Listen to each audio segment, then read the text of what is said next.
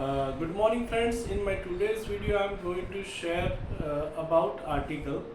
તો અંગ્રેજીની અંદર મુખ્યત્વે 3 આર્ટિકલ છે જે એ એન ધ તરીકે ઓળખાય છે. પણ જ્યારે પ્રકારની દ્રષ્ટિએ જોઈએ તો આર્ટિકલના મુખ્યત્વે 2 પ્રકાર પડે છે.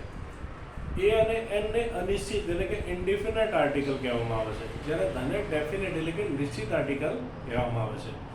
તો આજે આપણે આર્ટિકલ એ અને એનનો ઉપયોગ કઈ રીતે થાય છે તે આપણે જાણીશું.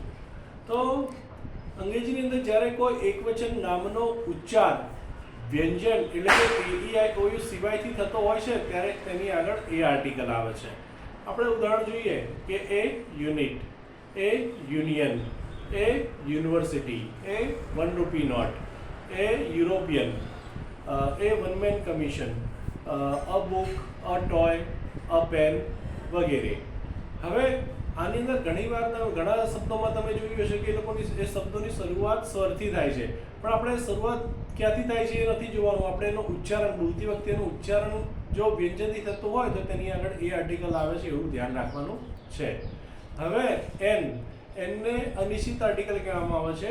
તો એનો ઉપયોગ કઈ રીતે થાય છે કે જ્યારે કોઈ એકવચન નામનો ઉચ્ચાર સ્વર એટલે કે AEIOU થી થતો હોય તો ત્યારે તેની આગળ એન આર્ટિકલ આવે છે. આપણે ઉદાહરણ જોઈએ કે an honest, an oven, an umbrella, an aeroplane, an orange, an inkpot વગેરે.